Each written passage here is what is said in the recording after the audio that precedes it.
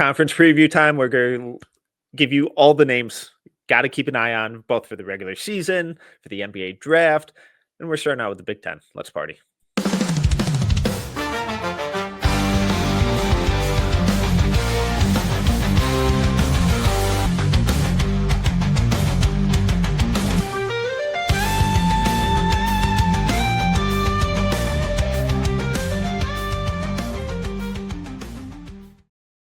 Welcome to another episode of the No Ceilings Podcast. I'm Tyler Metcalf, joined as always by Tyler Rucker. Rucker, how we doing?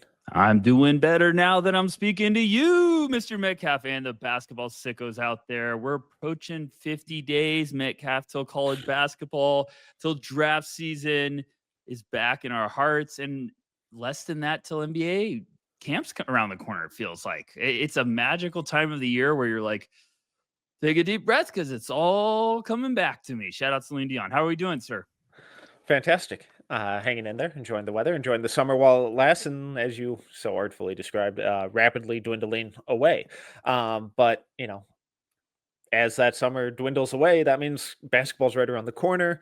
So we got to get everyone ready, previewing these conferences, these ever-expanding conferences, making these episodes longer and longer by the year. Think of us, it's just rude.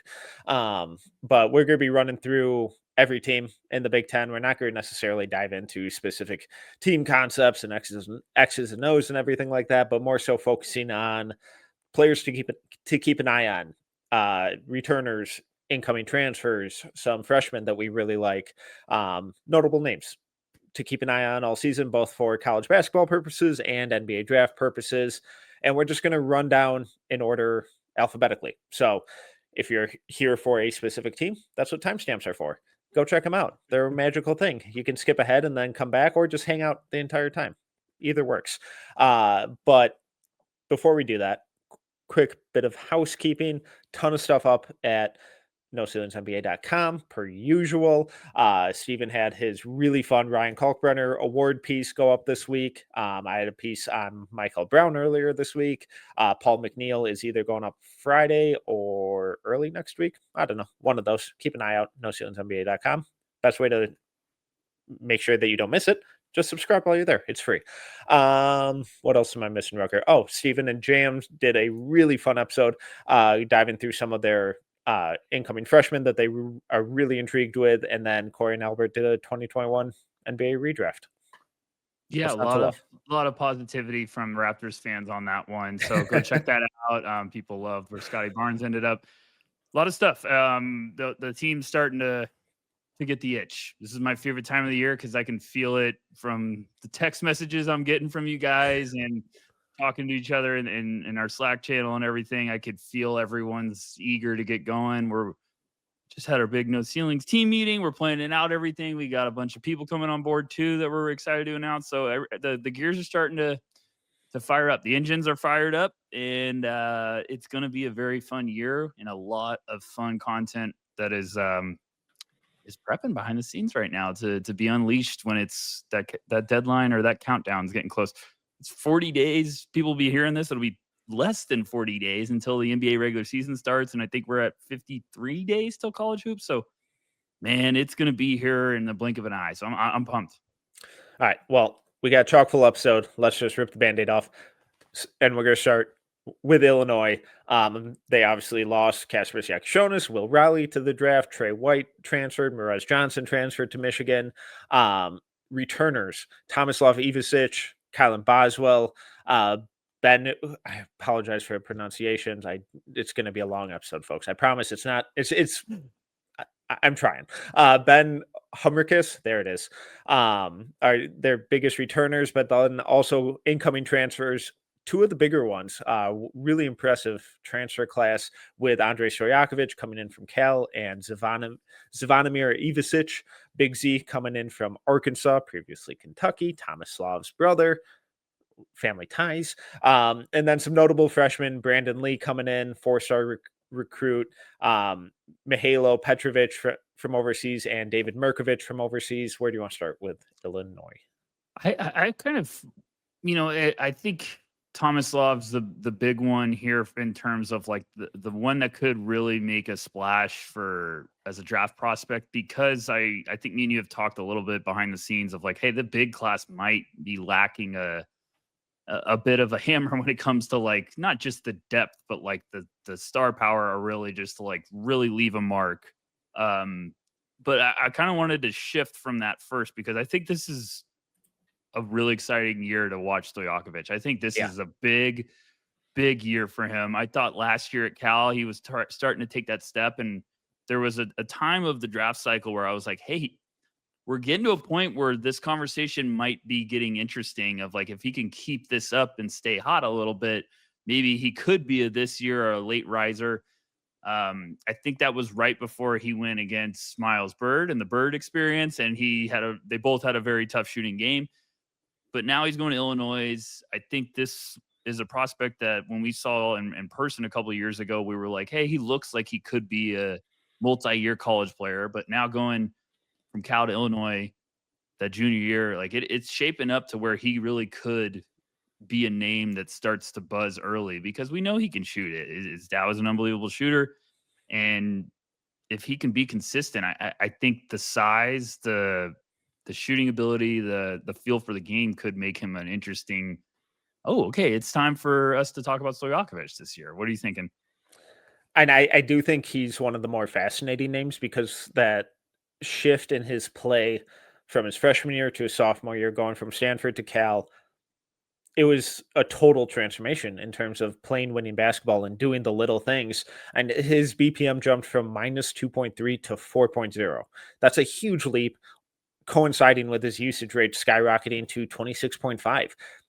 I thought he did such a good job last year of playing with more physicality, getting to the line, getting downhill, creating for others, improving his handle, and really becoming more of a dynamic creator. But you said we know he can shoot, and do we? Because and as a freshman, 32.7% last year, 31.8%, both on over 100 attempts, 129 attempts last year. I think he can shoot. I thought he could shoot in high school. He has yet to shoot on pretty substantial volume over the last 2 years, though. We just haven't had a consistent, like, because like last year when we were starting to be like, is this the start of something? He had a 5-game stretch in December. He was averaging 21, 4, and 2 on 48, 48, 90, where we're like, whoa, if you're putting up those numbers, we're going to have a conversation. Then just hits a bar fight of a 18, 3, and 2 on 43, 17, 81, where you're like, what happened here? And then he ends the year, his last 5 games, he was 21 points again on 48, 37, 76. So like, it's the true roller coaster experience with Andre. It's just like, okay, when things are going good, you can see it. You understand why he's such, not just because of his dad, like you can understand why he was a big time prospect coming out of high school. But then when it's not going good, it's like, oh man, it really gets ugly in a hurry. So I think this is why it's a big year for him in Illinois, because he's going to have a lot more talent around him, and things should open up. But I'm right there with you. Like, you want to say he can shoot, but then you see it and you're like, we don't have them as most consistent as we're hoping for. Yeah, and as you always say, if he can shoot, why is it not going in? Right. He's But a good shooter. Why can't he shoot? exactly. My hope is that on a team and in a setting where he doesn't have to create as much, where that usage isn't up over 26%, that frees him up to expend energy and be a little more efficient, be a little more selective with his shots. And he should have actual point guards who can put him in position, find him on kickouts with Kylan Boswell. Mihailo Petrovic is a really fun playmaker. There's some really awesome pick and roll stuff with him. Shot TBD. But as a creator, as a true point guard, I think he's one of those guys that can put guys in position. And then you have Tomislav Ivicic, who's a really fun passer in his own right. So I'm hoping that just those 3 guys alone allow Andre to just find some easy ones, find that rhythm, and not have to play that pseudo type of point guard that he almost was playing at Cal last year. So I'm optimistic, but I'm also in the mode of, you kind of got to show me at this point. I completely agree. I think this year needs to be an efficient season for him. He doesn't need to average 20 a game. He needs to be a, 15, 6-3 with great splits. And I think that would be louder than him trying to be a shot chucker and Yeah. shooting 35% from deep. I think he needs to be efficient, smart, and play with poise this year. And I think it could make for a surprising year for Andre, because you're right. They have a lot more talent now around him, and things should be a lot easier for him because of the balance of the attention. And at Cal, he was just the guy. The year before at Stanford, he was trying to be the guy. So it's gonna be interesting. Also, just real quick, keep an eye on Brandon Lee. I know he's only a 4-star, wasn't a top 100 recruit, I don't believe, but fun shooter, fun off-ball scorer, fun two-way shooting guard. Just deep cut to keep an eye on. Moving on to Indiana, where do you want to start with them? Obviously, new coach, a whole bunch of transfers, a lot going on with the Hoosiers. Lengthy list. I think the name everyone's gonna want to talk about, or you're gonna see a lot of people generating some buzz, is Lamar Wilkerson. Gonna be a super senior, correct? From Sam Houston, Yep. but put up big numbers. He had 20.5 points per game, 4 rebounds, 2.1 assists. Shooting splits of 47, 44, 82, which get your attention regardless of how old you are. So it's going to be interesting with Indiana. I think last year we all agree it couldn't have looked much worse. So that's why there's a new man in charge, and that's why there's a lot of new players. So Wilkerson, I think for me, is the big name just to keep an eye on, of like, hey, maybe this is someone that goes up in competition that we're saying could be a sleeper in the draft because of his age and everything. But he can get buckets. He can score. That's for sure. And I think you mentioned the shooting splits, and 43.4% from three is an insane number. But that's also jumping up from 35.7% the year before that and 35.6% the year before that. So that's a huge leap on Yes. a big jump in volume too, where he's up to 12.9 attempts per 100. So I think this is going to be a really good opportunity for him to prove it's like, no, that's real. And that maybe it's not up near 44% again, but if it's 40, 41% on that same or similar type of volume against Big Ten competition, now it's like, no, that growth and that improvement was real, and maybe he has a John Tanji type of season like we saw with Tanji at Wisconsin last year. Well, that's the big thing that Calf is. I know people will be like evaluating or looking at some of these guys and be like, oh, he's going to be an older senior. Like, I'm out. And it's like, well, no, because look at what he's done each year. He is taking leaps with his production each year. Yeah. It's not just baby steps. It is leaps each year. And he's 6'5", around 205. He's got good size. So this is what the transfer portal is all about. Now he gets to go showcase his ability on a tougher stage, tougher competition. I don't care how old you are. If you're going to put up those numbers at Indiana, if they're anywhere close to that, he's going to be a name buzzing. Maybe he's a mid of the second round. Maybe he's a guy that could even get going more. But those are big time numbers. So it's just going to be interesting to see how he can deliver, because he checks a lot of boxes on paper. But you just want to see if this can be efficient at the next competition level. And someone else who's making a very similar type of jump, someone who I think you're pretty excited about as well, Reed Bailey, the 6'11", now senior, transferring in from Davidson. Really big year last year, and some really impressive usage stuff with him, some scoring versatility stuff.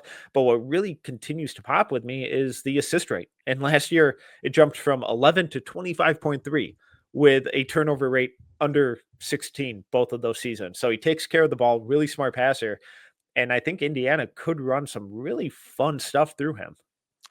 Another fun guy that we're talking about, all these guys that have taken these leaps, and that's is what I do really like about. There's a lot of stuff I don't like about transfer portal, but this is the stuff I love, of like someone that has gotten better each year, and now they're saying like, hey, I want to go somewhere, get some more spotlight because I feel like I belong.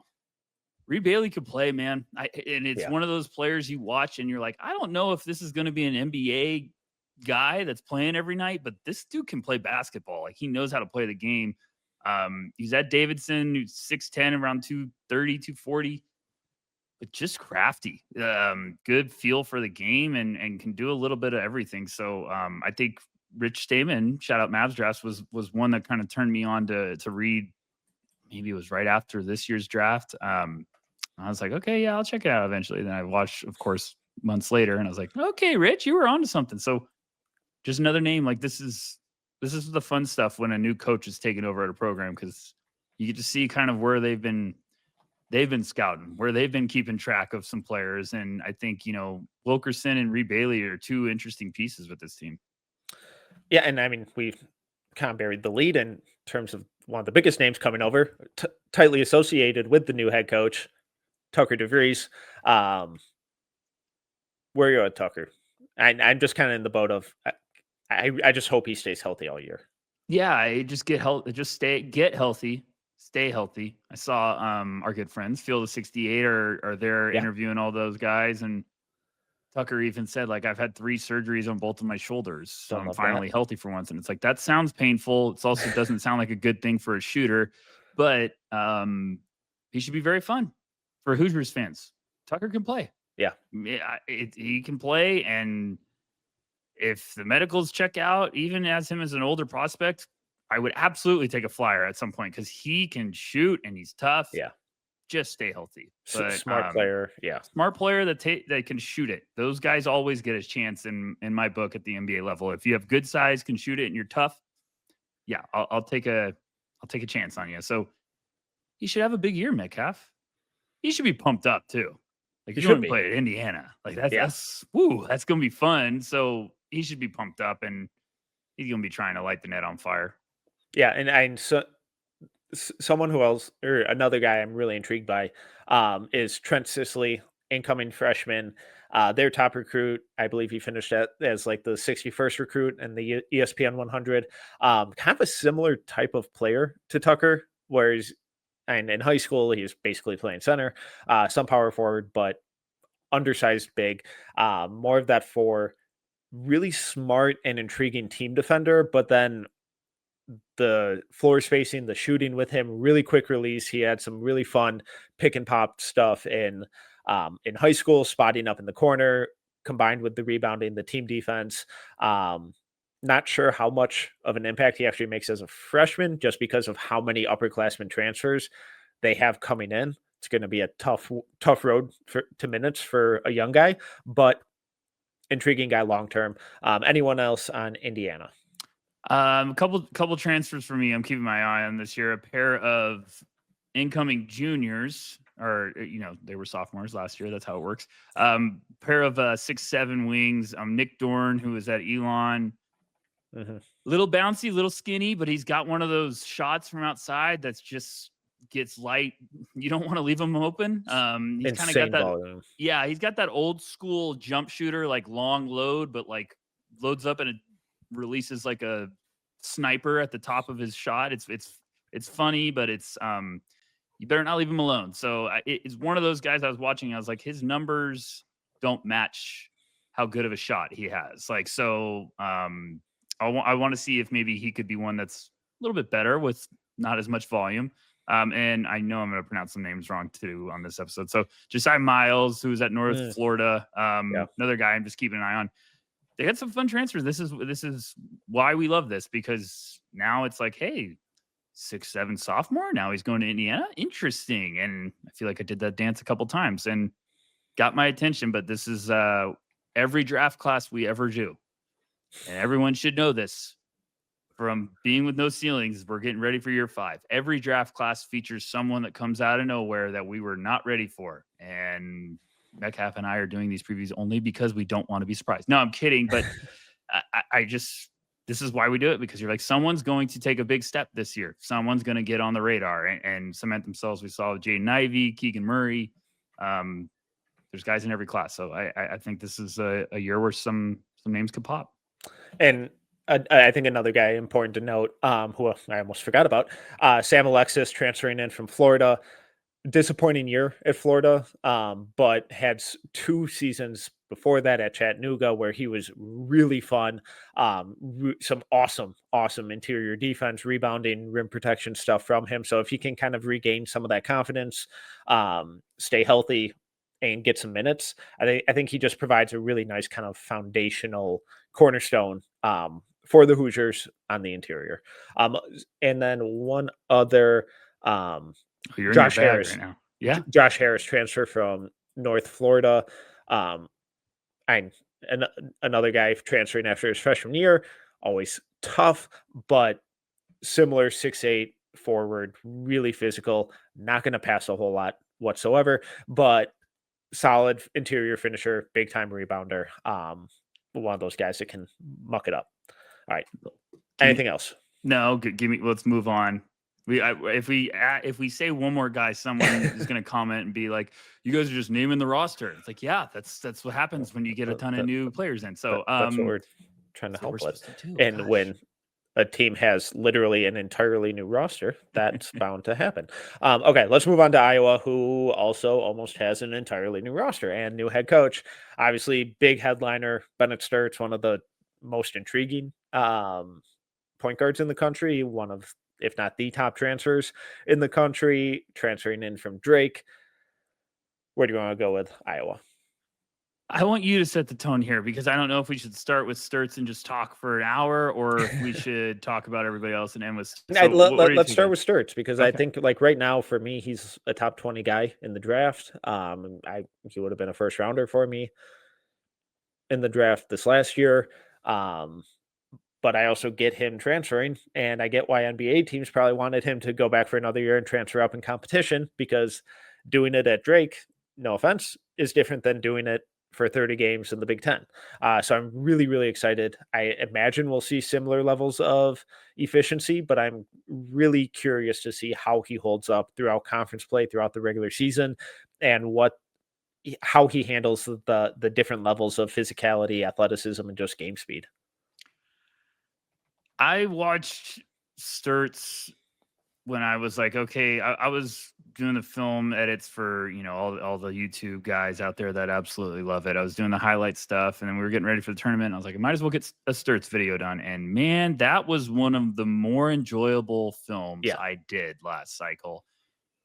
He is so good.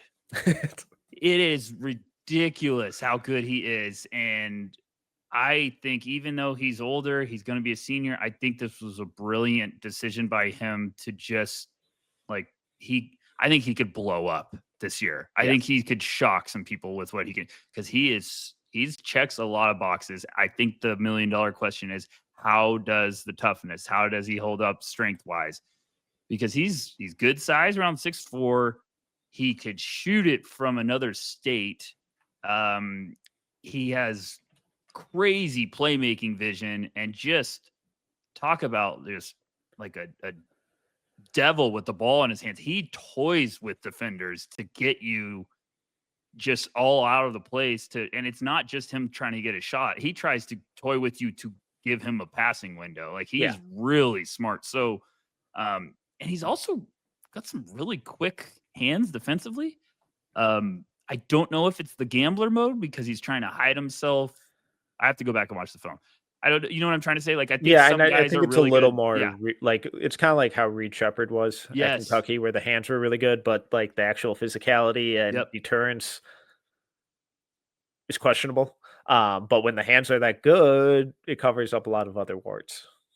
But he could start off the year and have a couple big games, and he will be the talk of the basketball. Or like, people will go nuts, because that's the type of highlight machine he is. He hits ridiculous shots too. Like, there's no shot offensively he can't get. Like, he just is, for himself or his teammates. Exactly. Like, he's just a really good point guard. Yeah. I think just NBA teams want to see right now, are you an NBA point guard, or are you an awesome college guard? I think he's an NBA point guard. Yeah. But I want to see, are you a full-time NBA starting point guard, or are you a very fun wrinkle on our roster? I think Bennett's a stud. I really do. So it's probably one of the more exciting returners for me this year, because I think we could look up and say this is one of the first returners off the board. I think someone in that similar boat is his teammate transferring in from Robert Morris, 6'9" wing, Alvaro Folgueras. I need help here. I need you to sell me on him because you and the No Ceilings team are very, like, you guys didn't tell me, but I think you guys started a fan club and have bought a lot we of got stock. jackets. Yeah, you guys got jackets, members only jackets. So I need a sales pitch. To quote Albert and Corey, can you sell me this pen on Alvaro? Yeah, so don't watch the FIBA stuff from the summer. Great start. Great start. I think it was kind of a rough month for him, unfortunately. But last year, BPM of 8.3, true shooting percentage of 64.3, offensive rebounding rate of 9, defensive rebounding rate 26.9, assist rate 21.9, block rate 4.2, steal rate 2.8, 60.3% from 2, 41.7% from 3 at 6'9". Just a really, really fun, toolsy, impactful wing. And it's the skill set with the physical frame that kind of dream of in the modern NBA, where you can do a little bit of everything out there on the court. I mean, I've watched plenty of his stuff, and you're like, oh my gosh, very, very skilled. It's like, how is this dude at Robert Morris? No offense. No, and another guy that you go look at his numbers across the board, big time jump, Big leap. From freshman to sophomore year. What you're telling me, and for what anyone that hasn't watched him, it sounds like him and Bennett Sturts should be the best, most electrifying 2-man game ever. You would think that aren't going to throw dunks down. Yeah, you would hope so, but transferring up in competition. Also, the scouting report is out now. How are you going to adjust to that? I don't want to say easy, but it's easier to put up those types of numbers when you do make that big breakout leap, when you do make that big jump at a mid-major, and people are like, oh, they're caught off guard and they're not used to it. They're not expecting it. Now it's Big Ten competition and they're expecting it and they're going to be ready for it. You don't have to exactly replicate those numbers, but can you get close? Can you have that same consistency? And that's going to be a huge, huge question for both these guys. Completely agree. Last name on Iowa, Brendan Housen, transferring in from Kansas State, was at Villanova before that. Dude is going to shoot. He's not going to do anything else, but he's going to shoot, and then he's going to shoot again, and then he's going to shoot some more. Could be a really, really fun guy to play off of Sturts and Folgueras, and then the rest of the roster is more or less Drake transfers. So just go watch Drake's tournament games from last year. It's so funny. Yeah, it literally is that. Like, Tavion Banks is on there. He'll be a good piece for them. Can't shoot from outside, but he'll be a good piece from Drake. And it's just funny when you look at their roster. It's just like transfer Drake. Like, okay, so Drake plus Alvaro. That's all I got for Iowa. Let's move on to the Maryland Terrapins. Where do you want to start with them? Another new coach with a bunch of his old incoming players. Yeah. This is a tough one. I liked Miles Rice. Thought he would have a little bit better of a year at Indiana, but also that team was just brutal. Think he could play a little bit. I really liked him at Washington State his freshman year. Like the playmaking, the creativity. I was like, oh man, if the scoring efficiency and the shot improve at all, this dude's going to be really fun. And then just that entire Indiana. Obviously he contributed to that in some form or fashion, but it's like, how much of that was the player versus the situation and the context? And I don't know. I want to believe because he's really fun when things are right, but. Yeah, I had the same thing. I watched him at Washington State, and I was like, I'm a big fan. I think he's a bit older. I think he had a pretty insane backstory. I think he had a health scare where he had to get cleared to play and finally got cleared or something. I'm sorry if I'm wrong on that. I'll look it up while Metcalf talks. But I remember watching him at Washington State, and I was like, this kid could play. And then I was so pumped to watch him in Indiana last year, and that team was just – I'm so glad that, we can move on from that. And I'm happy Indiana fans are going to get the DeVries experience this year as a reward. But I think Rice is the one that just caught my attention. I really Darius Adams is a big freshman prospect from him. He was 29th in ESPN's 100. it's kind of a wait and see roster for me. I feel like I looked at a couple guys. I was like, maybe, like, Let's talk Adams quick. Yeah. Where you are with him? Because I'm kind of struggling. I haven't watched enough to give. I don't lie to you guys. I'm dead serious. Like I think it's more respectful to say I am not going to give an evaluation or pretend to give one when I haven't watched enough film. I have not watched enough film on Darius. I'm going down my list and trying to get on my returners first before the high school film again. So talk to me. What were you struggling with, Darius? And when you do this, I usually watch the guy at night because I'm like, okay, do I agree with Metcalf? The shooting's really fun. There's some fun playmaking flashes, creativity, and acrobatic finishes around the rim. I really worry about the lack of athleticism, though, and how he's very much a score first, shoot first guy, and that he can be really prone to kind of dribbling the air out of the ball. So I do think he's more of a 2 than a 1, but I also think long term he needs to be more of a 1 than a 2. Maybe as a freshman, that's a good role for him to be in because he can play off ball, be more of a second side creator, spot up shooter who can attack closeouts, run a second side pick and roll, and that kind of stuff. But I think his vision. Do you remember those old Madden games where it's like they had the QB vision and Peyton Manning's was like the entire freaking field, and then a rookie's would be the narrowest sliver ever? It's like that with Adams for me, at least that's what it felt like. But then he'll throw some passes out of some driving kick stuff where it's like, oh my god, that was incredible. Why isn't that more? Why isn't that part of your arsenal a little more frequently? But he just kind of plays with blinders at times. There's some fun stuff, really aggressive. I love how hard he plays, competitive as all heck. But there's some big red flags where it's like, all right, let's see how this year looks, and then maybe could be a big time sophomore breakout. Also, Maryland fans will probably be or recognize the name from his time at Minnesota, but Pharrell Payne transferring in from Texas A&M following Buzz Williams. I'm a huge Pharrell Payne fan. Just the motor, the physicality, the defensive stuff. And then every single year, just his footwork, his balance, his agility gets better.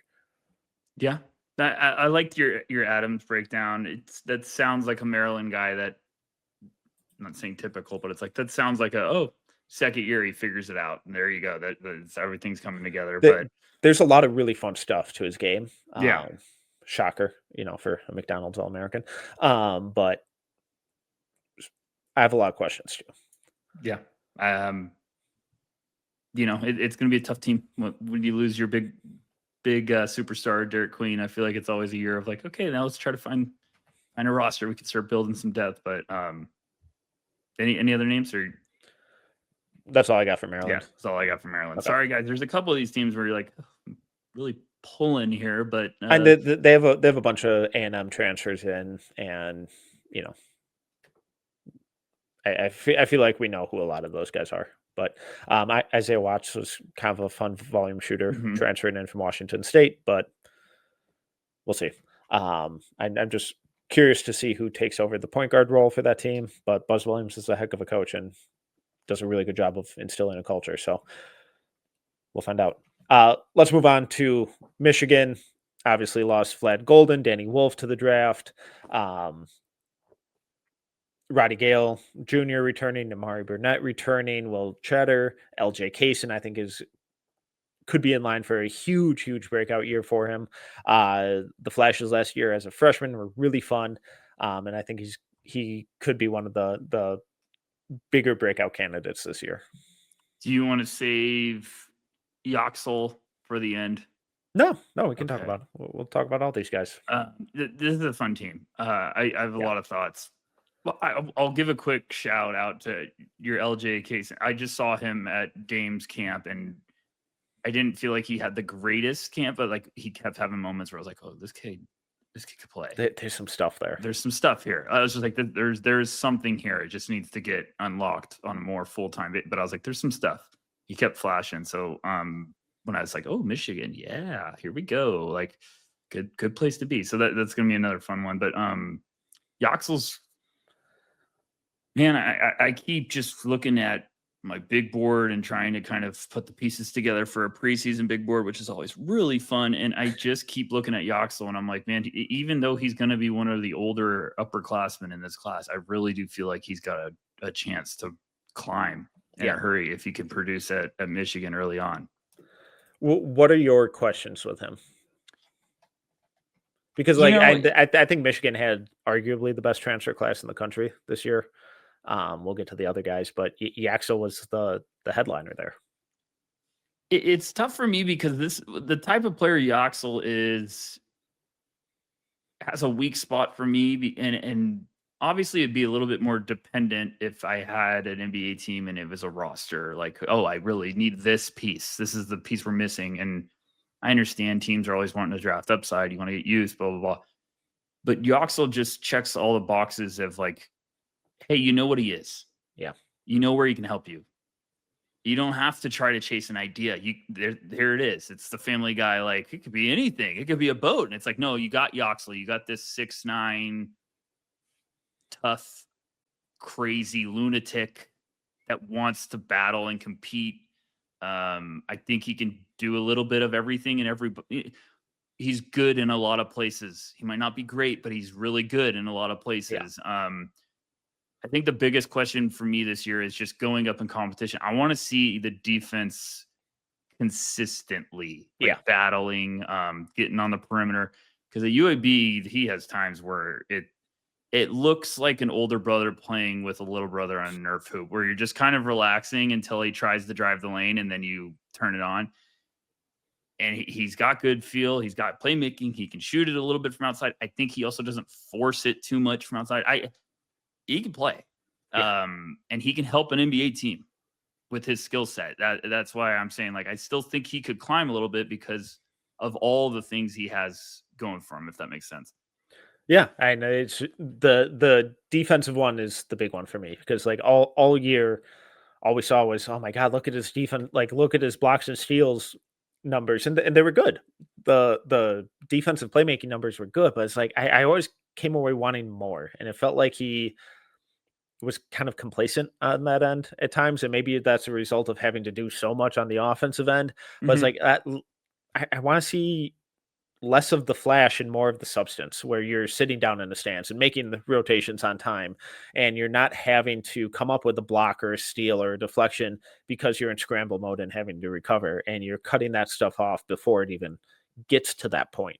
And I think if he can make that transition, that'll be huge for him this year. And then just confident shooting. I think Dusty May does an incredible job of instilling a lot of confidence in his guys. We saw that with Danny Wolf last year. And if he can have a similar effect on Yaxel, and I'm not saying he needs to shoot 45% from three, but if he can stay at that 36% mark that he had last year, but get the attempts per 100 up to like 6 or 7, now we're talking. And it's like, oh boy, now we're talking about potentially a top 20 guy, because I think this freshman class as a whole is going to have a lot of questions on it. And I think we're going to see some returners go a little earlier than we have in years past. He's just a pit bull, like, in the best ways. So that's why I'm like, I think there's a more consistent effort defensively. And I'm not saying that Yoxel doesn't play hard. I'm saying he knew how to buy time at UAB on defense. He knew how to buy him some, time to, if you're a video game character, you're trying to buy moments to get the stamina back up. I think Yoxel now I want to see how if the speed goes up, like, because he's going up in competition, I want to see how he reacts. And like you said, the rotations, like the awareness, he should be very, like, if Adai Mara is solid for them, Merez Johnson is going to be good for them. Yoxel's got two giants next to him that are going to eat up a lot of space. So, like, he should be a very impactful player on that side of the ball. I think your point about the three-point shot is big. It's like, we don't need a high number. It's just if the volume goes up, just stay the course. Yeah. Because I also don't think he forces too much. He knows he can bully his way. Plays bigger than he is, and he is strong and tough as crap. So I think there's a big year, a big opportunity for Yoxel to deliver on why, like, a lot of us were like, man, he might be a first-round pick last year. And now I'm like, I think this was the right decision for him, because he has a real special opportunity in this class to be one of those, like, you got Yaxel Lindenborg here who can help you. Well, you mentioned him earlier, but let's just let's pivot to him now. Adai Mara. The per 40 numbers are going to look incredible. The tendency numbers are going to look incredible. I mean, like last year, block rate of 17.2, defensive rebounding rate of 21.7, offensive rebounding rate of 16.9, BPM of 10.3, minute share of 31%, 31.7% to be exact. He hasn't been able to stay on the floor, and reports that we've gotten in person over the last 2 years. Hopefully things change, but there wasn't a whole lot of attention to detail, and I'm just really fascinated to see if this is the year where that switch flips for him and we see him really start to take a lot of this stuff a little more seriously and stay on the floor, because his tape before coming to UCLA with Spain, there's a lot of really fun stuff. I remember when we recapped those FIBA tournaments, we're like, this dude is a lot of fun. Like the rim protection, the floor spacing, the playmaking from the high post.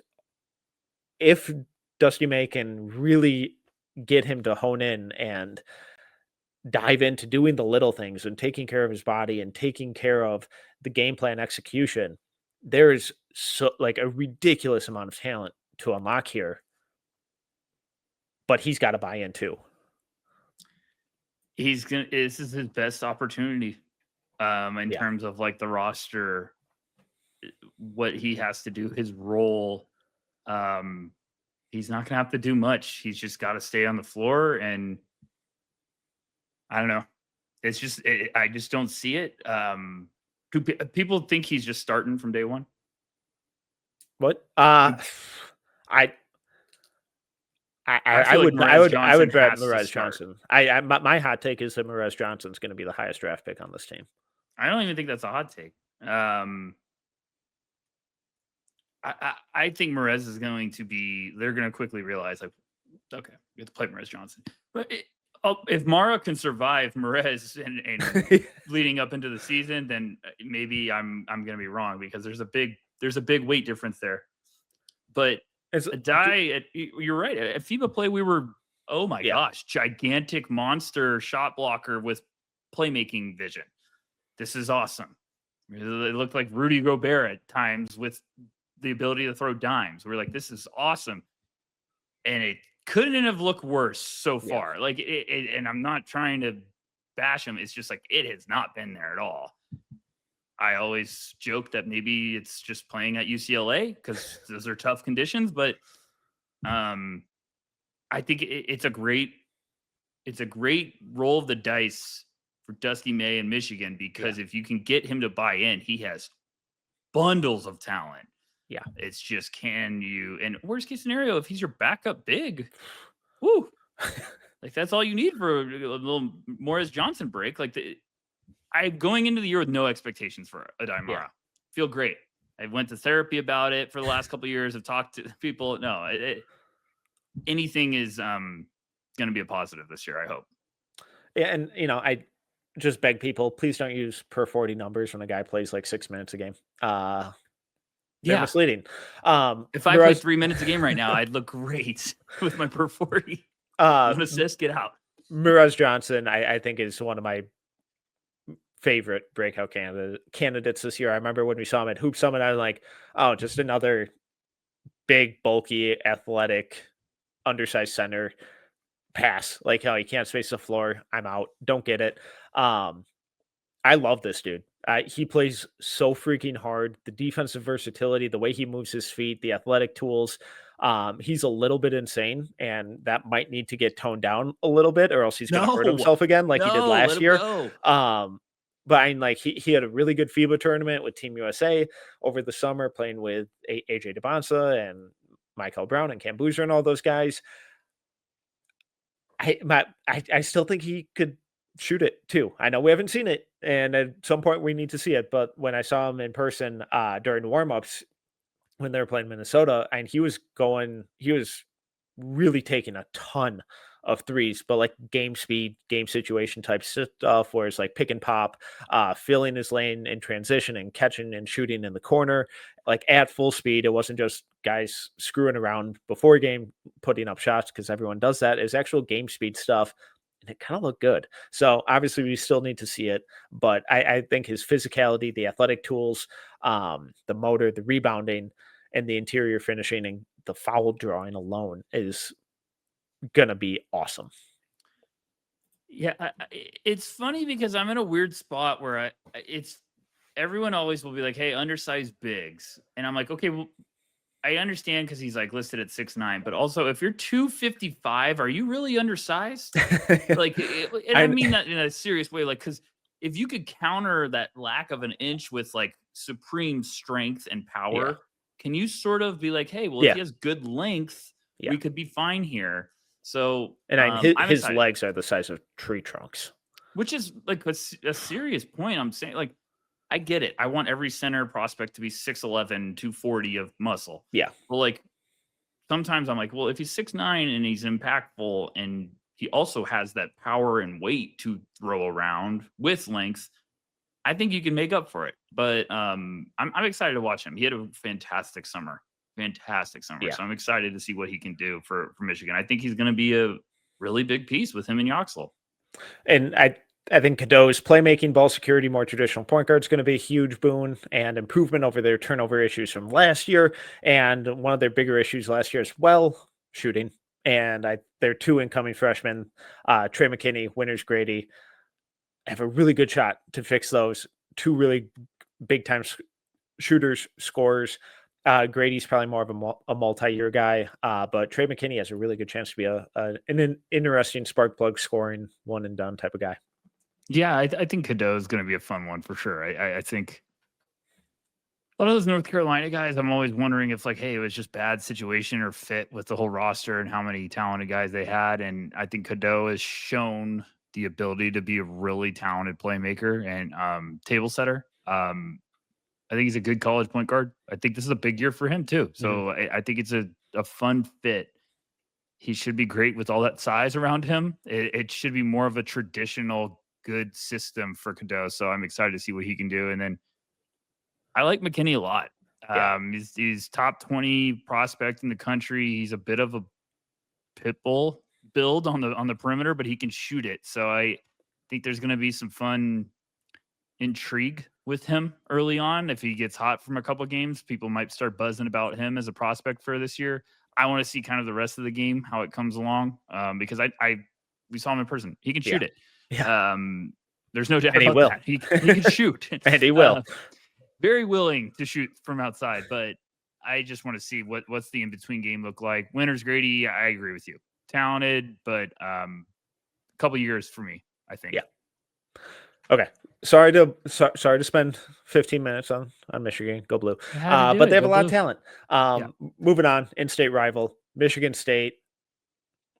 Cohen Carr is a big returner. Spend 30 seconds now because you don't like him. No, I'm kidding. Go ahead. And next, the worst part about this is I was really excited to see Caleb Glenn play for them, and then he's going to miss the entire season because of a knee injury. He was their top transfer coming in from Florida Atlantic this year. Fun scorer.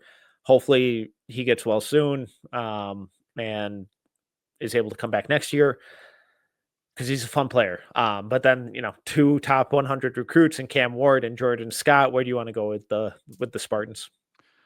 Cohen Carr is one of those players that does something every single year that you believe he was built in a laboratory, because that dude dunks sometimes, and I'm like, I'm convinced he's going to go up once and not come down. One of the freakiest athletes ever. Yeah. I put Jeremy Fears Jr. down as a kind of a sleeper just to keep an eye on. But yeah, Cam Ward and Jordan Scott, hit me with it. Two freshman prospects that I'm always like, are you going to actually play, or are you going to be here for 3 years? Which Michigan State and Tom Izzo. Which could very well happen. Yeah. Not because they could also be sneaky like first rounders next year. Yeah. Nothing would surprise me. Cam Ward, the physical tools with him are awesome. It's just built like a senior already.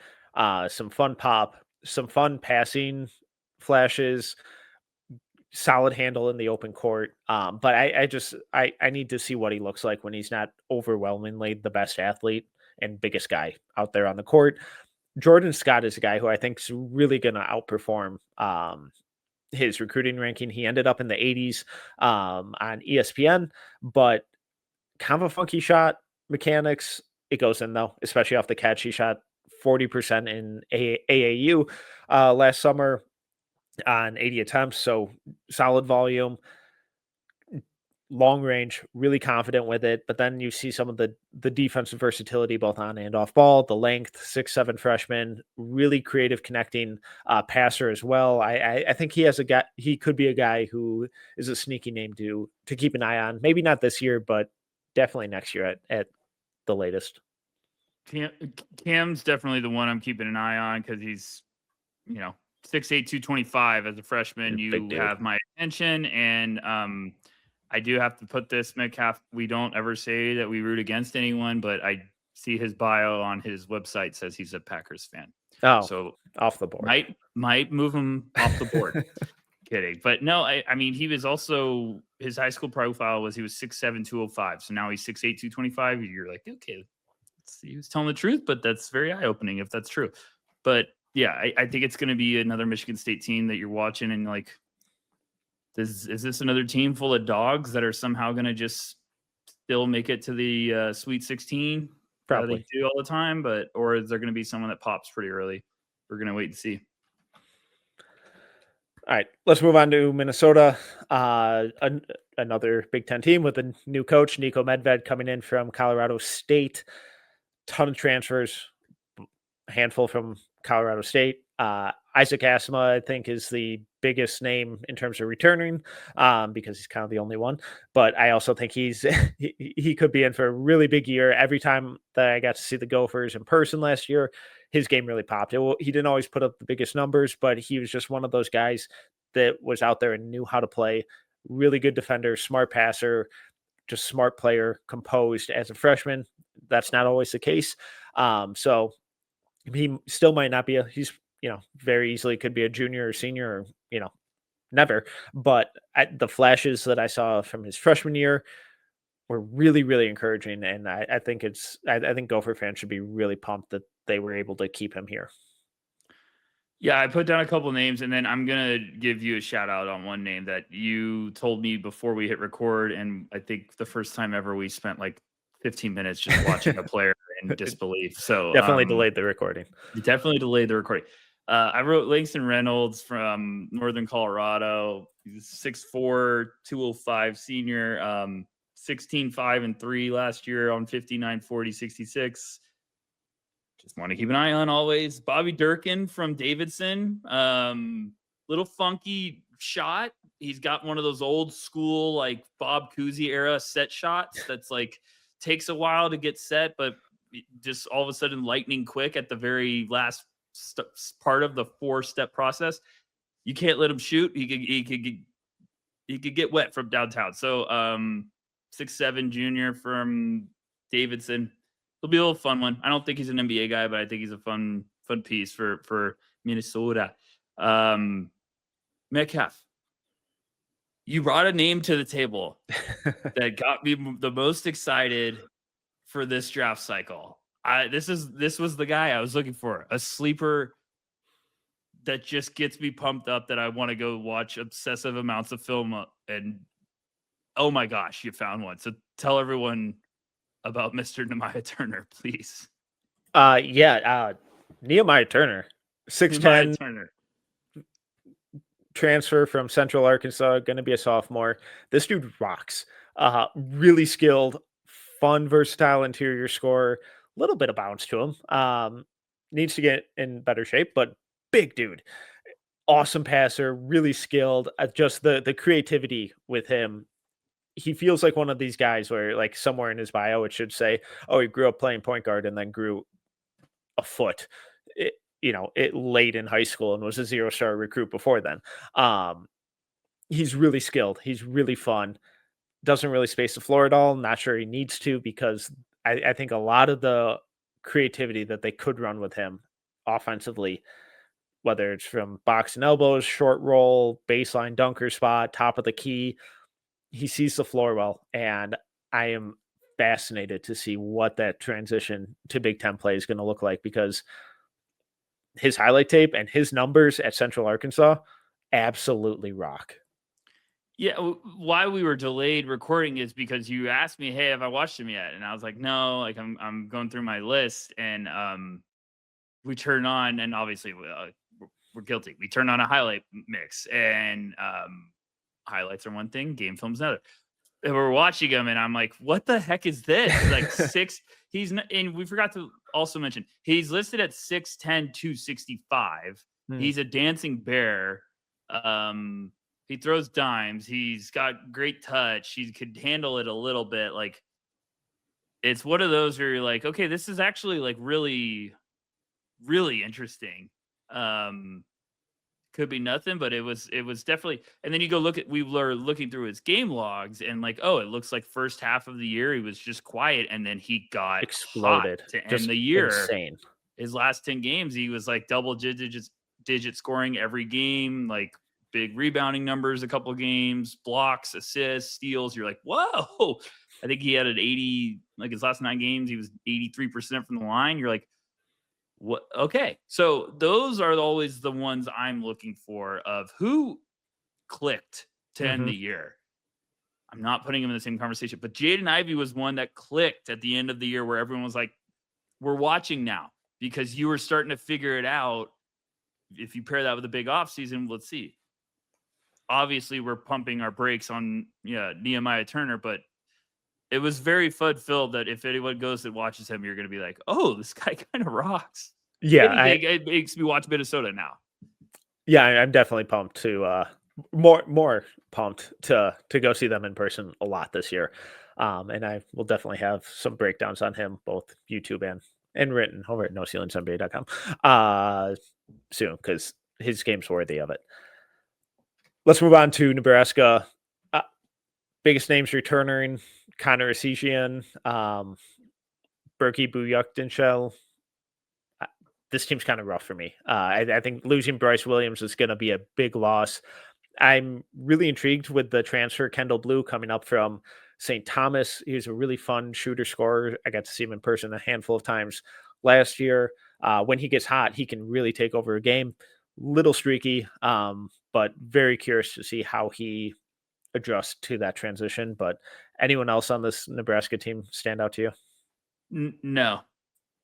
This one was rough for me. Connor, I liked a couple years ago. I can't believe this, but shout out to Corey. I think me and Corey did a Connor focused pod. Just Connor. And that freshman year at Wisconsin, it's like, oh, this dude rocks. And I loved them. I was like, oh, it's Christian Braun. Here we go. Then it got bad. That has not happened since. So Burke too. I feel like we did a lot of segments on FIBA. I think also someone told you were an idiot for not saying he's one of the best players of the tournament, which was fun. Yeah. Fun remembering. Kendall Blue was the other name I had. Funny how that works out. Yeah. Sometimes we're right. Yeah. Never personal. Oh, I hope I'm wrong. But yeah, I thought Berkey really struggled last year, and just need to see a lot more from him. You got anything on Kendall? No, I just agree with you. It's one of those, like, I wrote down, like, maybe streaky, maybe. Yeah. Moving on. Okay, to Northwestern. I think them getting Nick Martinelli back was huge. Just insane numbers last year. Just one of those guys and play styles where it's like, this should never work, but then it just always seems to. Just awesome numbers last year. Probably more of the same this year, especially since he's going to be the guy. And then I'm intrigued with the transfer in of Arrington Page from Cincinnati. I liked him. I was intrigued with him coming out of high school. It hasn't quite clicked yet, but talented coming, or I believe he was a top 100 recruit coming out of high school, went to USC, then Cincinnati. He's kind of bounced around, struggled to find his footing. And then finally, Tyler Kropp.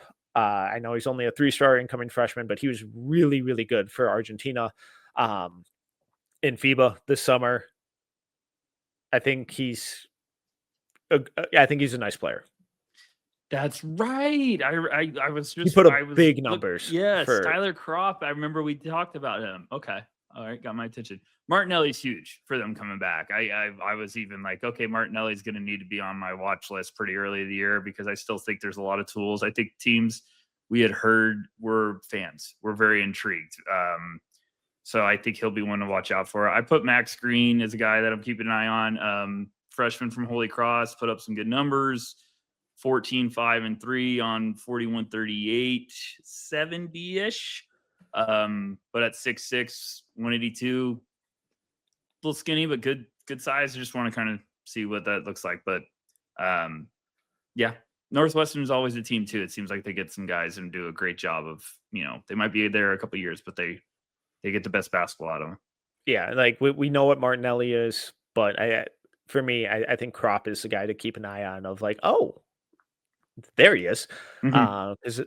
There's some fun stuff. All right, let's move on to Ohio State.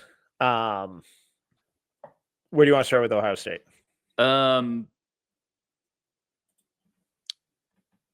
Junie Mobley.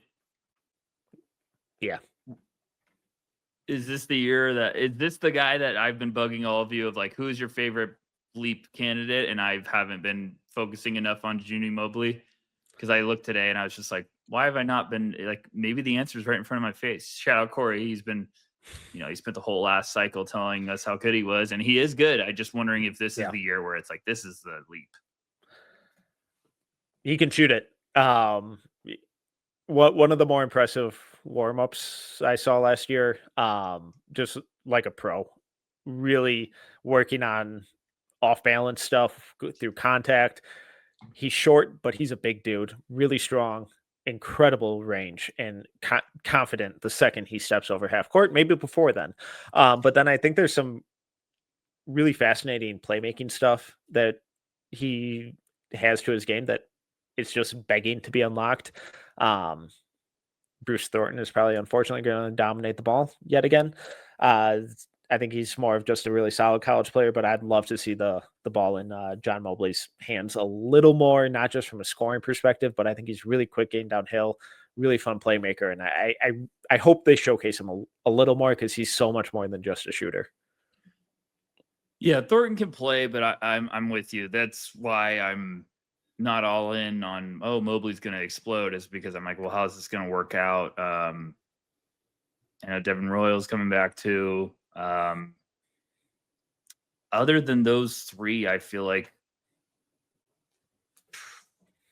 Christoph Tilley's probably a name that was an interesting sleeper out of Santa Clara a couple years ago. I know Maxwell did some words on him on our site, but I feel like didn't take that leap last year. So Amari Bynum, I guess, incoming freshman.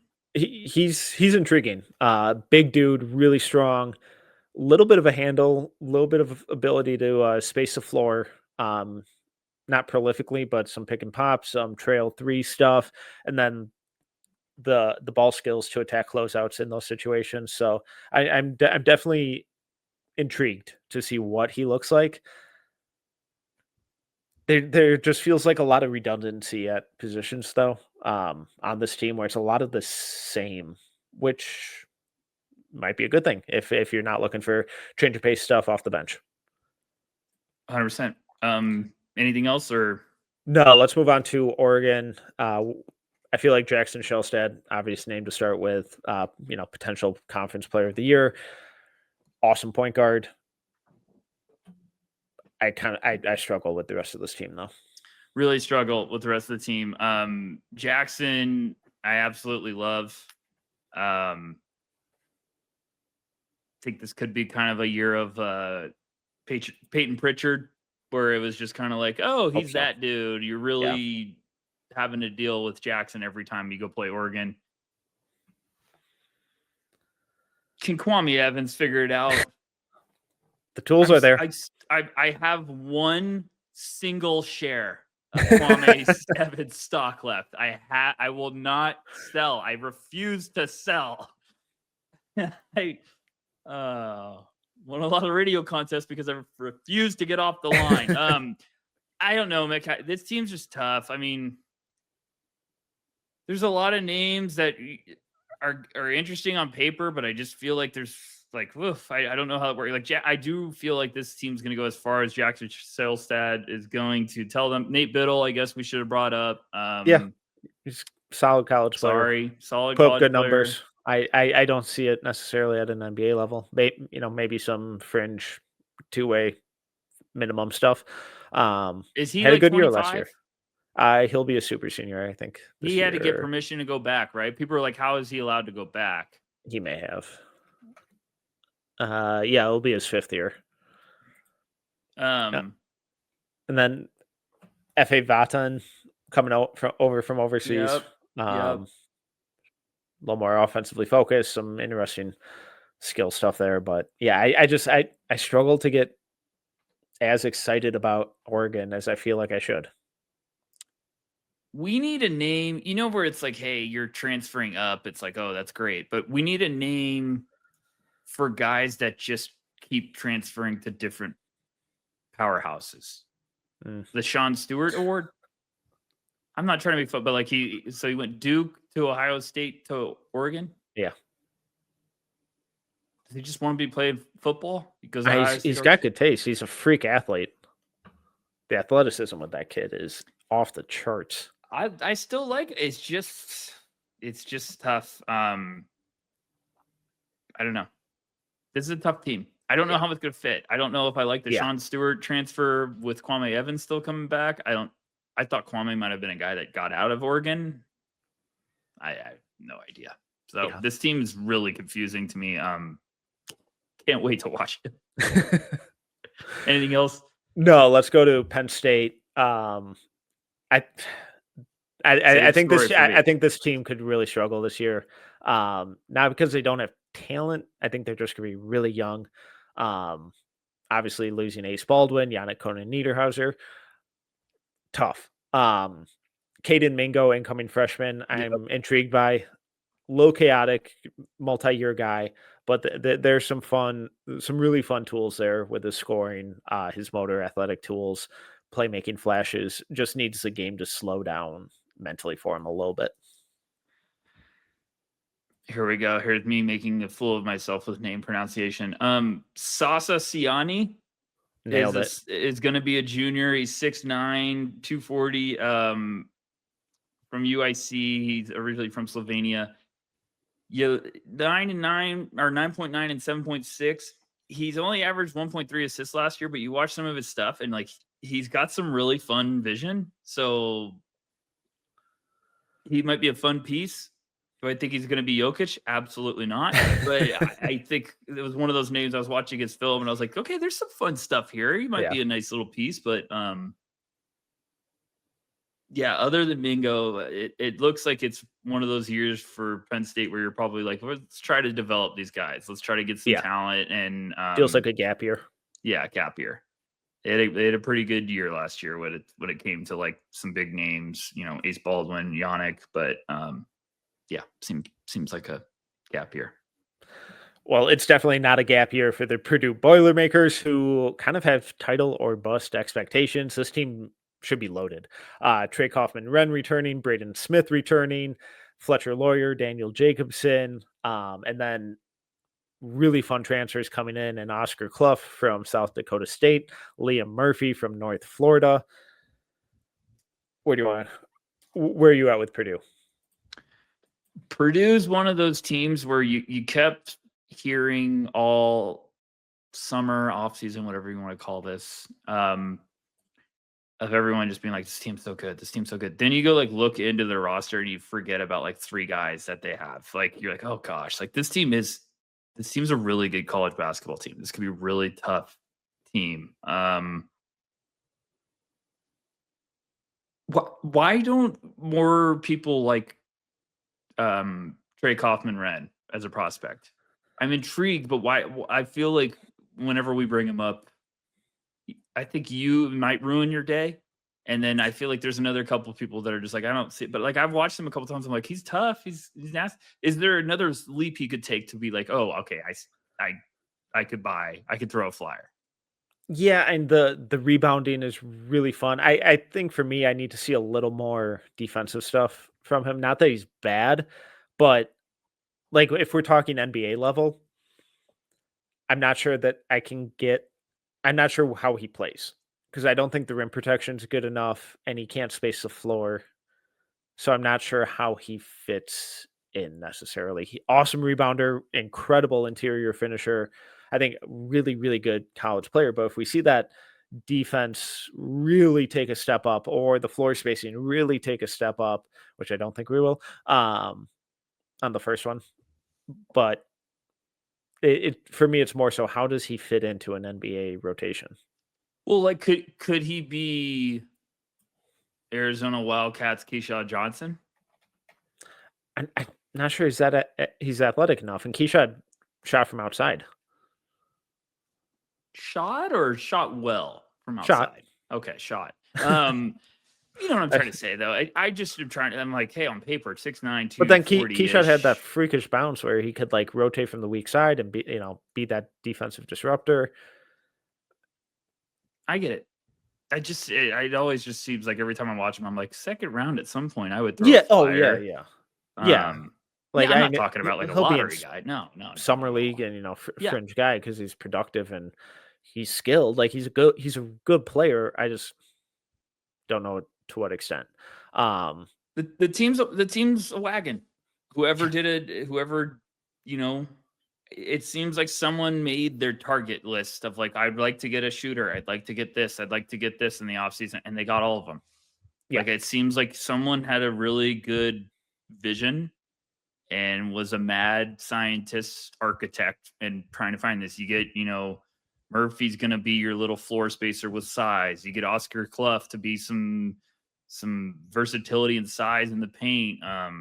Braden Smith's going to be a bad man next year because he knows what this team is, and he's got that toughness and mindset to be the perfect guy to be like, hey, there's a lot of pressure. And Braden Smith's like, well, let's go. I'm ready. Like, he's going to be great for that. Fletcher Lawyer, literally every time a team I like plays against Purdue, he can't miss a shot. And Omer Meyer, I think, is going to surprise people and play earlier than people are expecting. He might be more of a specialist that maybe you get to the tourney and all of a sudden he has a great game, but he can play. They're stacked. Yeah. And they're deep. They got depth. Like that's the big part of making a run with college hoops. Yeah. Murphy, I think, is really interesting because obviously Fletcher Lawyer's over 40% from three on decent volume the last 2 years. Murphy last year, 41.6% on 17.5 attempts per 100. Insane gunner. Oscar Clough put up insane numbers at South Dakota State last year. Omer Mayer is the one to keep an eye on, though, because I think they finally have that guy who can really run the second unit when Braden Smith isn't out there at an incredibly high level. He also has the size, the shooting versatility, and the physicality to play alongside Braden Smith. And now you have two awesome point guards out there at the same time who can play both on and off ball. Mayer is really, really fun. What would Braden Smith have to do this year for you to get drafted, though? Because you look at grow 3 inches. Yeah, that's the problem. It's just tough because like I'm trying to be polite with this because I really like Braden Smith as a basketball player. I really do. But like people will look at him and be like, hey, he could be, if TJ McConnell could be this good at the NBA level, why couldn't, Braden Smith? And it's like, well, I don't know. TJ's like 6'1", 6'2". I'm going to roll your eyes and be like, no, he's not. It's whatever. You have to have so many boxes checked if you're not going to have the height. Yeah.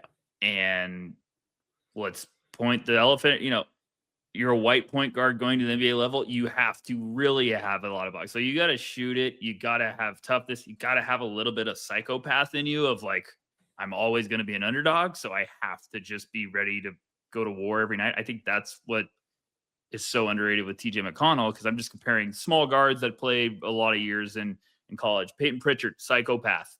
When it came to like work, and you just have to be so good. Like Pritchard's handles are incredible. McConnell's just so tough and crafty and good vision. I think Braden this year, you have to try to be a tough two-way guy. You really got to be efficient, and you got to take care of the ball. I think you just have to answer every question someone could say of being like, he's a 6-foot guard. It's like, well, look at everything else. Watch the game. And I think that's for me is like, he's got to show that he's worth a roll of the dice because of how impressive he was this year. What about you? Does that make sense what I'm saying? Because it's just so tough these days. You have to be perfect at that size. And for me, it's can you get that 3-point percentage back up over 40%? Because as a sophomore, shot it at 43.1%, but on 5.7 attempts per 100. Last year, that the attempts jumped to 9.9 per 100. Percentage fell to 38%. Understandable, but can you get that up towards 40? Can you get it? Can you break that 40% threshold on similar volume? Because I know assist rate of 44.1 with a turnover rate under 19, steal rate of 3.5. I think the playmaking, the defensive playmaking, the ball security, the decision making, the shot creation, I think it's all there, but he has to be perfect. If you're going to get I in the second round, I would take a flyer on him because I would trust him enough to not make mistakes. Does he ever, really make a rotation at that size? I don't know. Maybe not, but he is so freaking good and just sees the game at a different level than most other guys.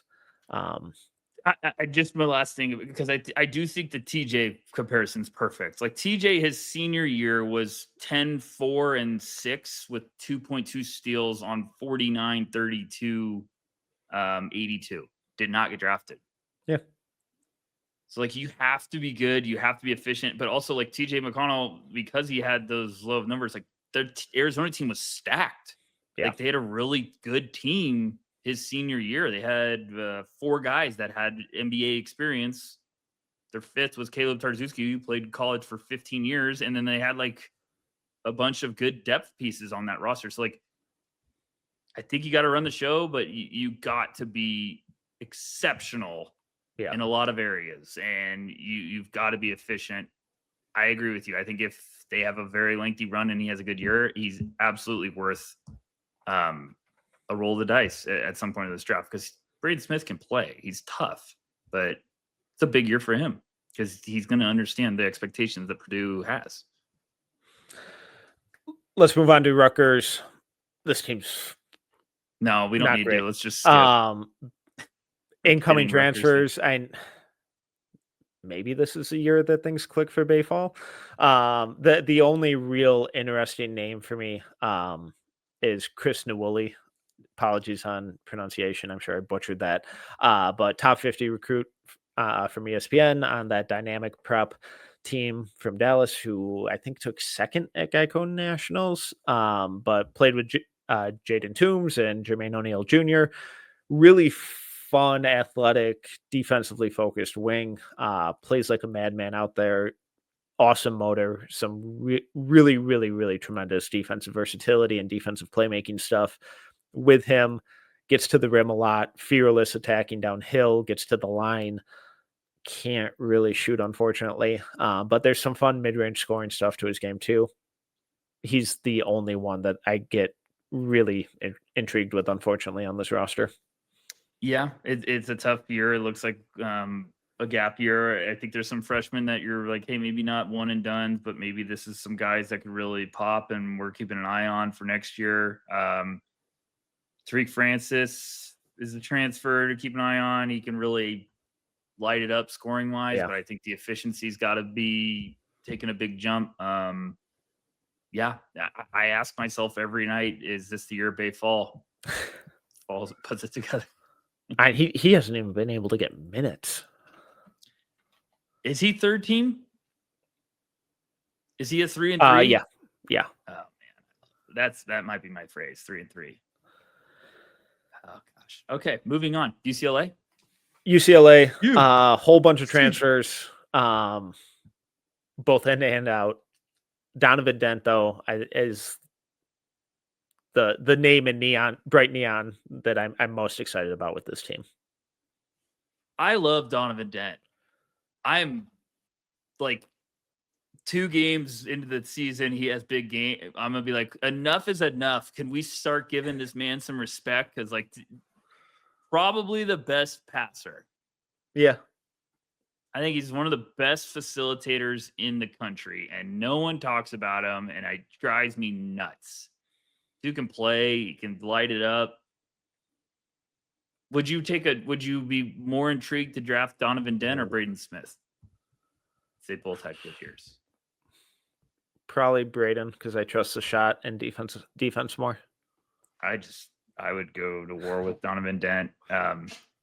He had 20.4 points last year, 2.3 rebounds, 6.4 assists, 1.4 steals on 49, 40, 78, and no one cares about it. No, I seriously, I just like Dent. I think he's a really good basketball player. There's always a guy that you're like, hey, am I crazy, or why doesn't more people like him? And I'm excited to see that he's transferring up from New Mexico, and yeah, still don't know how I feel about going to UCLA, but I think Mick Cronin's a good coach. He's just a maniac.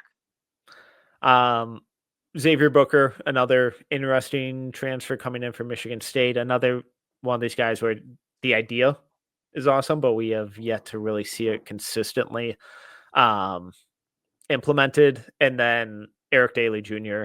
had a really solid year last year, big improvement, and hopefully he can take another leap, both of the shooting consistency, the playmaking, the defense. And if he does, then I think we're talking about him as potential draft guy. Yeah, I'm still excited to see what Eric Daly can do. He's gotten better each year. Trent Perry was a big prospect last year, big recruit. I just thought he was going to be a guy that needed a couple of years, so I'll want to see what's going on there. Booker was a big one too. Jamar Brown transfer from Kansas City is kind of fun, but we'll see. That's all I got. USC. Another team where Eric Musselman just completely gutted and overturned the roster. Who needs continuity when you can just have new names? A whole bunch of new guys coming in, highlighted by Chad Baker-Mazara and your favorite. Oh my God, he's almost as old as I am.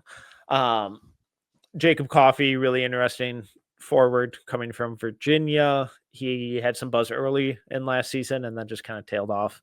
Top incoming freshman, though, Elijah Arenas, who has had just the worst summer. And obviously the car accident, then the knee injury, out 6 to 8 months, unfortunately. So hopefully we see him his sophomore year.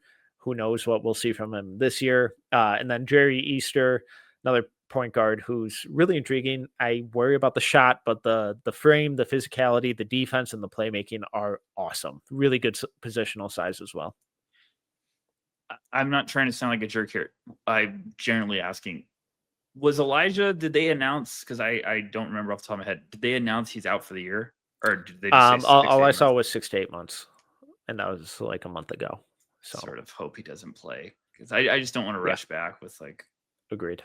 I'd rather, because I like him, but I'm always with injuries like that. I'm like, why are you rushing? You're young. Just be patient. Ezra Sarr, I liked a couple years ago at East Carolina. Went to Utah last year. I thought he's fine. Wanted a little more. Jacob Coffey, I keep getting intrigued with, like you mentioned, and it just seems like never takes that next step to being like, oh, I could really, go to war for you. Just a weird roster. Weird, like really bizarre. It seemed like last year they're like, let's just get a ton of transfers and we'll figure it out. And then they're like, well, let's double down on that and get rid of all those guys and get another bunch of transfers. So I don't know. Wait and see mode for me. Jordan Marsh is a big one because UNC Asheville, he had 18.8 points per game. I don't know. It seems like an island of misfit toys with this team, and I'm trying to figure out, like, all right, what are you doing? But I also know they were probably pumped out of their mind to be getting Elijah and Jerry Easter as two big-time freshmen with the transfer class. So that their backcourt would have looked a lot better if Easter's physicality, defense, and playmaking would have been paired with Elijah's scoring and shooting. And unfortunately, we may not see it. So, Washington Huskies incoming transfers, Desmond Claude from USC. But I think more importantly, Wesley Yates the third from USC, who really turned it on last year, or late last year. Some really fun stuff to his game. Could be a big time sophomore breakout, especially playing alongside Zoom Diallo, who I thought showed really important improvements kind of by the month. They lost Tyler Harris and then Hans Steinbeck, the other big incoming name, freshman from Germany, and just one of the best performers at FIBA over the summer. Yeah, Yates seems like the big one that everyone that's a sicko is starting to buzz about. Yeah. As a draft fan. Everyone's kind of being staking some claim early, which is fine. I mean, I think this is the time of year you get really pumped about players of like, oh man, I'm excited for this one. This is the prospect I love every year. This looks like another version of it. So I really have always liked Desmond Claude. We'll see. Steinbeck's the big one, I feel like, now for UW, that they probably weren't expecting, that all of a sudden they're like, oh gosh, here we go. So yeah, I think Hans and Yates are the names that I think I'm the most excited about with Washington. It feels good to have Washington have some names that you're like, okay, I'm very intrigued to watch these games now. I'm going to say the last name wrong, but I can't not pronounce or mention JJ Mandaquit. Yeah. Was incoming freshman, 47th in ESPN's top 100. Another one just keep an eye on. But yeah, it should be a little scrappy team. Little, UW's been like, meh. I think they could sneak up on some people, especially if Claude reverts a little back more towards what we saw from him at Xavier. If Diallo's playmaking and decision making takes a step forward, I think they could. I think they make a way more sense as a team this year, construction wise and rotation wise, than they did last year. But we'll see. Zoom's a good shout by you, because I feel like I watched a couple of games last year for UW for other prospects, and I was like, Zoom's got some stuff. He could play. He looks like he just needs some time, like maybe a couple of years. But that's a good one. Go ahead. Okay, let's round this out. Wisconsin Badgers. Biggest names for me are the returners: John Blackwell, Nolan Winter.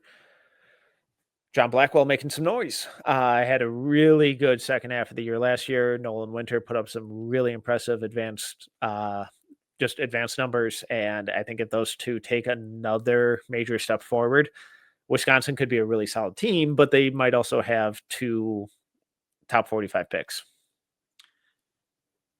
I think Blackwell's the one to keep an eye on. Yeah. There's buzz, and then there's like through the grapevine buzz that gets loud. And I feel like the grapevine buzz is one that you really don't want to ignore, because that's when people are talking and you're like, I keep hearing, and it just seems like every time it's Blackwell and it's positivity, and it's like, this kid, he could be a problem. So I think that's the one, like, you circle and Sharpie on your list. You're like, let's make sure we're watching this one close, because there's good tools, there's good talent. 6'4", 200 plus pounds. I think like Yates and Blackwell are two guys in this Big Ten that it's like you keep a firm eye on them early in the year, because those could be risers. Those could be the guys that we're looking for. That's all the teams. Let's do some big picture predictions here real quick. Just to finish up, I know we've gone long. It's a hefty episode, but that's what timestamps are for. Yeah, we're fun. Everyone, this is why people like to know ceilings one, because they want to hear segments and this length of us being weird, crazy maniacs. All right, let's do some predictions. Regular season champion, who you got? Purdue. Yeah, same. That's boring. I'm gonna be a homer and say Michigan. Then just good. Yeah, we don't want to just both agree. You say Purdue. Yeah, everyone Purdue fans go after them. Give me player of the year, Metcalf. I'd be shocked if it's not Braden Smith. I'll say Braden Smith too. Okay, now we can get away from the chalk answers and have some fun. Freshman of the year, who you got? I am going to go with a little bit of a shocker. I'm going to say Hans Steinbeck. Oh, I like that. Yeah. You pivoted, didn't you? I 100% pivoted. I originally had Trey McKinney, and then I just looked and I was like, no, I think I like Hans. I'm gonna root for him. I need him to be good. It is Hans, right? Correct? I've heard Hans, I've heard Hannes, I've heard Haynes. I need it to be Hans because I'm a big diehard guy. So I can just be like, Hans, booby, I'm your white knight. Oh man, it can't be Hans. I'll talk to someone at Washington, be like, we gotta make sure you pronounce it this way. I don't care if it's wrong. Yeah, I don't care. I'm doing it. I'm gonna make the meme anyways. Give me your freshman of the year. I'm going to Omer Mayer from Purdue. I think he's going to play a big role on this team, make life a little easier for Braden Smith, and be a really important rotation piece for them. It wouldn't shock me. Dude can play. If there's Purdue awesome. fans listening, he can play, and he's built like a 5-year NBA vet. Like he is stocky, and he wants to compete. He wants to be coached. I think he can play. So I think he's going to be an underrated asset for Purdue. That's why I also think they're just dangerous because I'm like, man, you have that as like your surprise piece. Best transfer. Yaxel. It's got to be Yaxel. I'll pivot and say Mraz just to mix things up, but I think it's going to be one of those two. I think Michigan's transfer class is insane this year. Hey, do you like Michigan? I'm kidding. Most improved. Stan as a homer. You on purpose because you gave me the list of these, but I want to know. I want to flip the script and get your answer first. I'm going Isaac Asima. I think he is able to run the show at Minnesota and takes a huge leap. I'm gonna say it's John Blackwell. That was a good shout. Yeah, I'm gonna say it's John Blackwell, and especially if the 3-point percentage reverts a little more towards what we saw from his freshman year and gets back up over 40. I'm gonna say he's the darling of the Big Ten that jumps and becomes a legit prospect. And then I think this one's gonna be a little spicy, but highest draft pick. I'm saying Mraz Johnson. Wow, I said Bennett Sturts. It's a better shout. I think he could. I think he's going to be a top 10 guy. I think that's very, very realistic. And yeah, people are going to be thrilled if he looks like the Drake player on film that I watched at Iowa. People are going to be thrilled this year.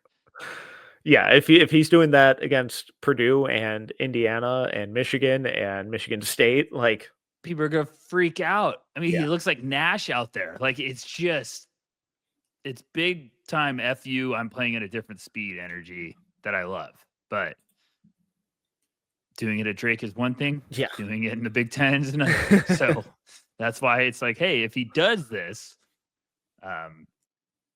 this was fun. I like this. This was a good thing. It's a lot. It is a lot, but I think any hoop diehard is listening to the team timestamps. And this year we're going to have them on the bottom of the screen, so none of you can complain. I'm looking at you, YouTube people. None of you can complain. Look in the description below. And while you're there, hit that like and subscribe button, right? You know, all that. We're talking to you. We're going to have banners this year with graphics and stuff, so you can't complain about the timestamps not being visible. Timestamps. That's all I hear about. All right, Rucker. This was a blast. We've gone long. Let's wrap it up. We got Big 12 next week. Should be fun. But he is Tyler Rucker. You can follow him at Tyler_Rucker. I'm Tyler Metcalf. You can follow me at TMetcalf11. If you enjoyed this episode, please make sure to rate, review, subscribe, all that good stuff. Until next time, see ya.